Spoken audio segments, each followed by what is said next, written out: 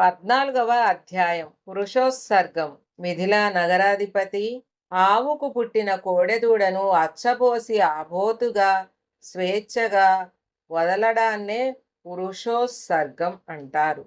ఈ కార్తీక మాస వ్రతంలో భాగంగా కార్తీక పౌర్ణమి నాడు పితృదేవత ప్రీత్యర్థం ఒక కోడెదూడని అచ్చుబోసి ఆంబోతుగా స్వేచ్ఛగా వదలాలి. ఇలా చేయటం వల్ల గయా క్షేత్రంలో పితరులకు కోటిసార్లు శ్రాద్ధాన్ని నిర్వహించినంత పుణ్యం వస్తుంది. ఎవడైనా సరే జీవితంలో ఒక్కసారైనా కార్తీక పౌర్ణమి నాడు వృషోత్సర్గం చేయనివాడు అంధతా మిశ్రం అనే నరకాన్ని పొందుతాడు. గయా శ్రాద్ధం వల్ల గాని తీర్థస్థలాల్లో తర్పణం వల్ల గాని పొందునంతటి ఆనందాన్ని వృషోత్సర్గం వల్ల పితరులు పొందుతారు. అనేక దానములు.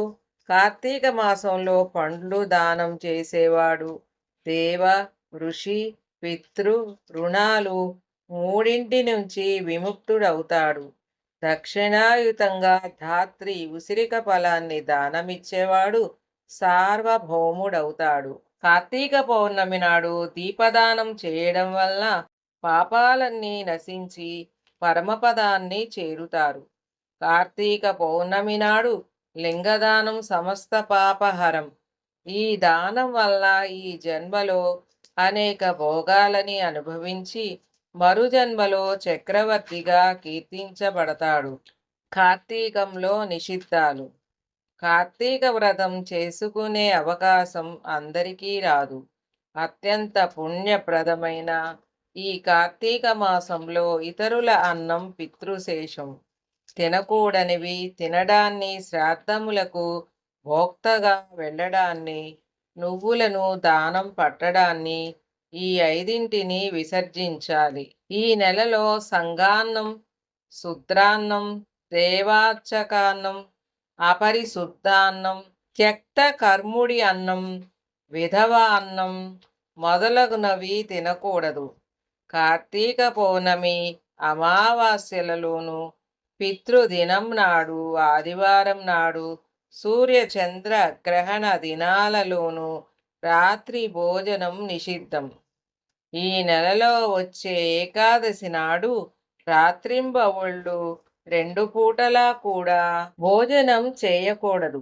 ఇటువంటి రోజుల్లో ఛాయాసక్తం అనగా తన నీడ శరీరపు కొలతలకు రెండింతలుగా పడినప్పుడు భుజించుట ఉత్తమమని మహర్షులు చెప్పారు. కార్తీక మాసంలో తైలాభ్యంగ స్నానాన్ని, పగటి నిద్దురని, కంచు పాత్రలో భోజనాన్ని, పరాన్న భోజనాన్ని, గృహస్నానాన్ని, నిషిద్ధ దినాలలో రాత్రి భోజనాన్ని, వేదశాస్త్ర విందుని మొత్తం ఈ 7 జరపకూడదు. ఆరోగ్యవంతులై ఉండి కూడా కార్తీకంలో నదీ స్నానం చేయకుండా ఇంటి వద్దనే వేడినీటి స్నానం చేసిన వారు కళ్ళుతో స్నానం చేసినట్లవుతుంది. సూర్యుడు తులారాశిలో ఉండగా నదీ స్నానం చేయటమే అత్యంత ప్రధానము. సమీపంలో నదులు లేనప్పుడు చెరువులో గాని, కాలవలో గాని, నూతి వద్ద గాని గంగా, గోదావరి, కావేరి లాంటి మహానదులని తలుచుకుంటూ స్నానం ఆచరించాలి. అలా చేయని వాళ్ళు నరకాన్ని పొంది అనంతరం చండాలపు జన్మనెత్తుతాడు. గంగాది నది స్మరణతో స్నానం చేసి సూర్యమండలగతుడైన శ్రీహరిని ధ్యానించి విష్ణుగాథ పురాణాదులనాలకించి ఇంటికి వెళ్ళాలి. పగులు చేయవలసిన పనులన్నీ ముగించుకొని సాయంత్రం మళ్ళీ స్నానం చేసి ఆచమనం చేసి పూజాస్థలంలో పీఠం వేసి దాని మీద ఈశ్వరుణ్ణి ప్రతిష్ఠించి పంచామృత అలోదక కుశోదకాలతో మహాస్నానం చేయించి షోడశోపచారాలతో పూజించాలి.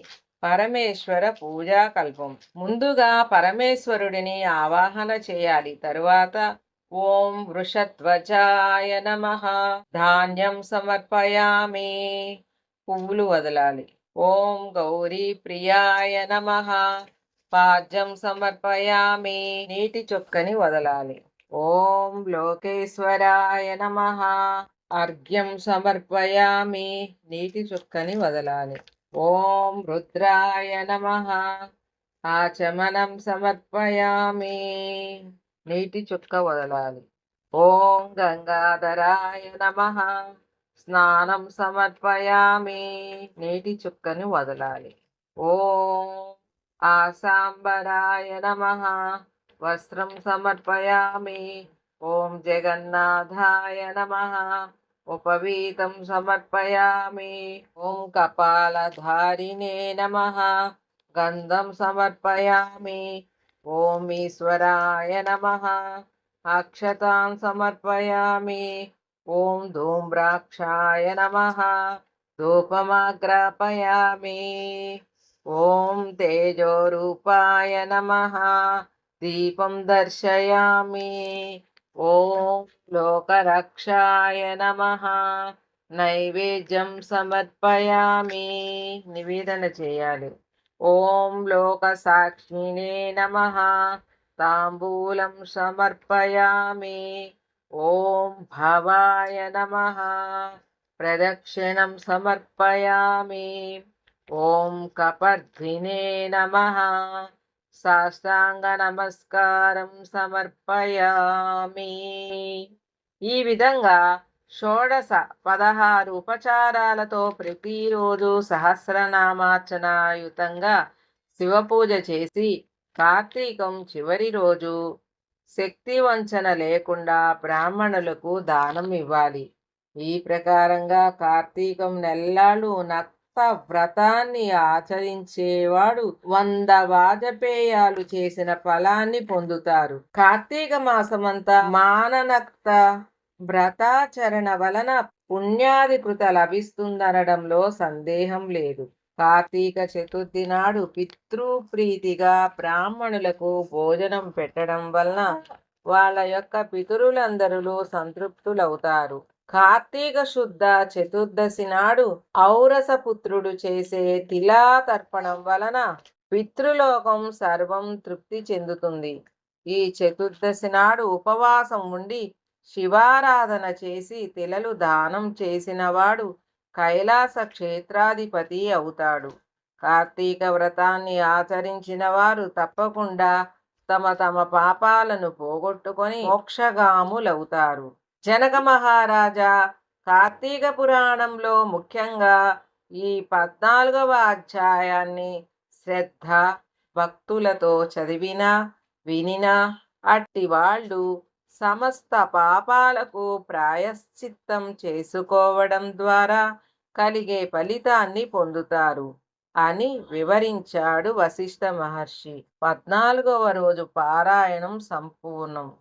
హరి ఓం తస్సత్. ఫ్రెండ్స్, మన భక్తి మోటివేషనల్ ఛానల్లో రామాయణం, మహాభారతం, భగవద్గీత గురించి ఇంకా మనకు తెలియని ఎన్నో పురాణ కథలు మరియు ఆసక్తికరమైన విషయాలను తెలుసుకోవడానికి భక్తి మోటివేషన్ ఛానల్ని సబ్స్క్రైబ్ చేసుకొని షేర్ చేయండి మరియు లైక్ చేయండి. Thanks for watching.